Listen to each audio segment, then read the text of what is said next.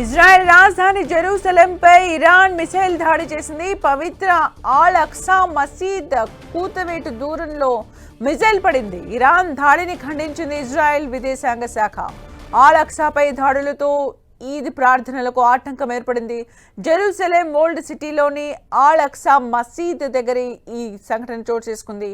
ఉద్రిక్తతల నేపథ్యంలో గత 60 ఏళ్లలో మొదటిసారిగా మూతపడింది అల్ అక్సా.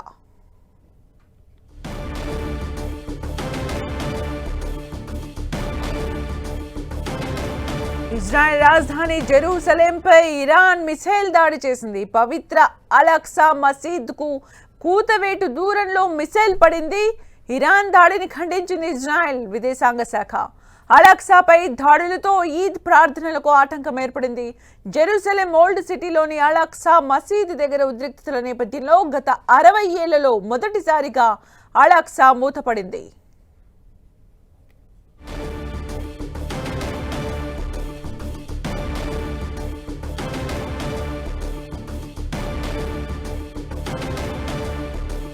ఇజ్రాయెల్ రాజధాని జెరూసలేంపై ఇరాన్ మిసైల్ దాడితో విరుచుకుపడింది. పవిత్ర అల్ అక్సా మసీద్కు కూతవేటు దూరంలో మిసైల్ దాడి చేసింది. అల్ అక్సాపై దాడులతో ఈద్ ప్రార్థనలకు ఆటంకం ఏర్పడింది. జెరూసలేం ఓల్డ్ సిటీలోని అల్ అక్సా మసీద్ గత 60 ఏళ్లలో మొదటిసారిగా మూతపడింది. ఇరాన్ మిసైల్ దాడిని జెరూసలేం విదేశాంగ మంత్రిత్వ శాఖ ఖండించింది. యుద్ధంతో రగులుతున్న పశ్చిమాసియాలో కీలక పరిణామం చోటు చేసుకుంది. హర్మోజ్ జలసంధిని తెరవాలని ఇరాన్కు 22 దేశాలు విజ్ఞప్తి చేశాయి. చమురు క్షేత్రాలు, వాణిజ్య నౌకలపై ఇరాన్ చేస్తున్న దాడుల్ని ఖండించాయి. ఈ చర్యల వల్ల అన్ని దేశాలపైన దుష్ప్రభావం పడుతోందని ఆందోళన వ్యక్తం చేశాయి.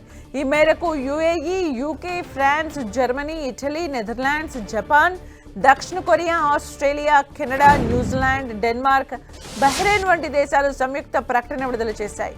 గల్ఫ్లోని నిరాయుధ వాణిజ్య నౌకలు, చమురు, గ్యాస్ కేంద్రాలు సహా మౌలిక సదుపాయాలపై ఇటీవల ఇరాన్ జరిపిన దాడులు హర్మోజ్ జలసంధి మూసివేత చర్యల్ని ఖండిస్తున్నామని ప్రకటనలో పేర్కొన్నాయి. సముద్ర చట్టాలకు సంబంధించి ఐక్యరాజ్య సమితి ఒప్పందంతో పాటు స్వేచ్ఛాయుత నౌకాయానం అనేది అంతర్జాతీయ చట్టంలో ప్రాథమిక సూత్రమని తెలిపాయి. ఇరాన్ చర్యలు ప్రపంచంలోని అన్ని ప్రాంతాల ప్రజలపై తీవ్ర ప్రభావం చూపిస్తున్నాయని ప్రకటనలో పేర్కొన్నాయి.